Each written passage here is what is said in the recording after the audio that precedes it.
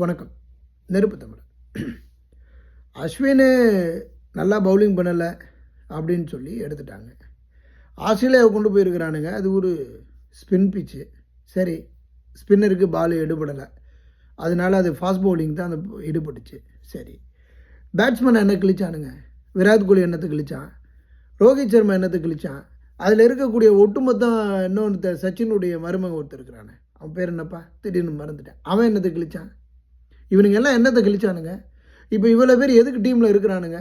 ஒரு பேட்ஸ்மேன் ஒரு டெஸ்ட்டு விளையாடக்கூடிய அளவுக்கு இவங்களுக்கு என்ன தகுதி, வர தகுதி இவங்களுக்கு என்ன தகுதி இருக்குது? ஒரு பயம் விளையாடலை.